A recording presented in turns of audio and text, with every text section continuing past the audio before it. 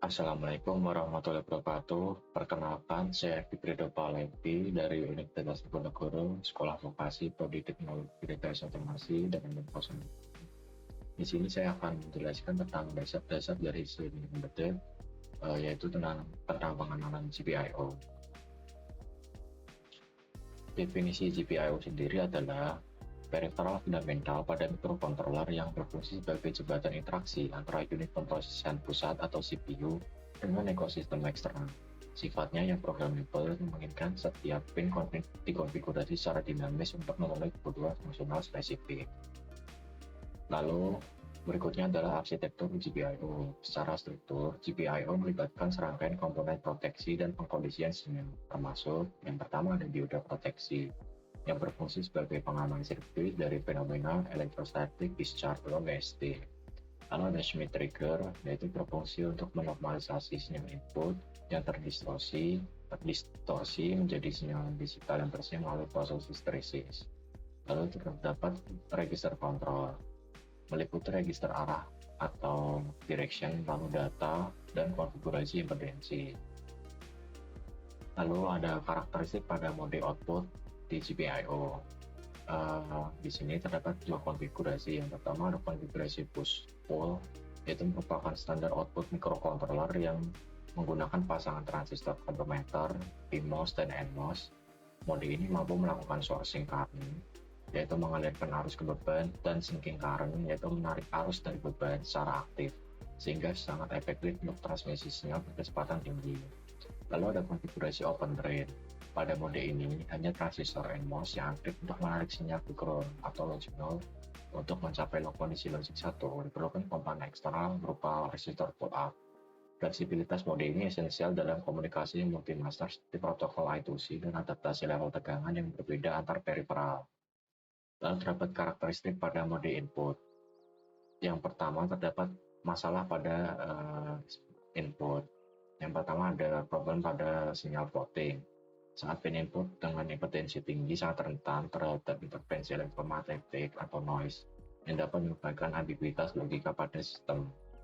Nah, di sini kita akan melakukan solusi berupa pull up dan pull down. Pull up sendiri yaitu memastikan pin berada dalam status default high dengan menghubungkannya ke VCC, lalu resistor dengan nilai resistansi tinggi yang biasanya bernilai 10.000 atau 50.000. Lalu ada pull down, yaitu memastikan pin berada status default low dengan merunjuknya ke masa atau ke ground. Microcontroller sendiri umumnya menyediakan fitur internal pull up atau pull down yang dapat diaktifasi melalui perangkat lunak, sehingga meningkatkan efisiensi tata letak PCB. Lalu terdapat beberapa fenomena di sistem embedded. Yang pertama ada debouncing. Debouncing sendiri ketika kontak saklar mengalami osilasi atau transient, diperlukan algoritma software debouncing, yaitu berbasis timer atau filter hardware, yaitu resistor dan kapasitor, untuk memastikan integrasi data input tunggal. Lalu ada efisiensi K-pad matrix, yaitu penggunaan metodologi pemindaian baris dan kolom atau scanning untuk mereduksi jumlah pin GPIO yang diperlukan. Prinsip ini memanfaatkan logika persilangan untuk mengidentifikasi penekanan tombol secara spesifik. Lalu terdapat encoder kuadratur, yaitu sensor posisi angular yang menghasilkan dua sinyal digital dengan variasi fase sebesar 50 derajat.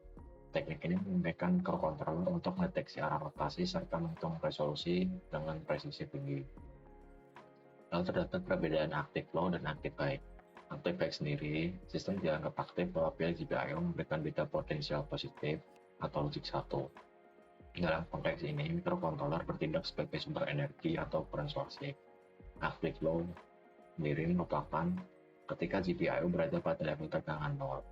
Konfigurasi ini lebih sering dipakai dalam desain sistem tertanam atau embedded karena kemampuan microcontroller dalam melakukan current sinking umumnya lebih besar dan lebih stabil, serta meminimalisir konsumsi daya pada kondisi idle. Lalu terdapat perbedaan STM32 HAL dengan ESP IDM. STM32 HAL sendiri berorientasi pada portabilitas antara varian keluarga STM, jadi hanya terbatas pada seri STM32. Lalu menggunakan struktur data yang sangat formal dan verbose yang menekankan pada standarisasi konfigurasi peripheral melalui tool grafis seperti STM Cube MX. Lalu SPIDF atau Expressive IoT Development Framework dirancang dengan arsitektur berbasis komponen dan integrasi mendalam dengan sistem operasi waktu nyata atau FreeRTOS, menawarkan fleksibilitas, fungsionalitas yang lebih tinggi melalui fitur GPIO Mix dan penanganan interupsi yang dioptimalkan untuk aplikasi konektivitas bankable atau IoT. Jadi ini adalah program untuk rangkaian pull up. Ini adalah konfigurasi pinnya.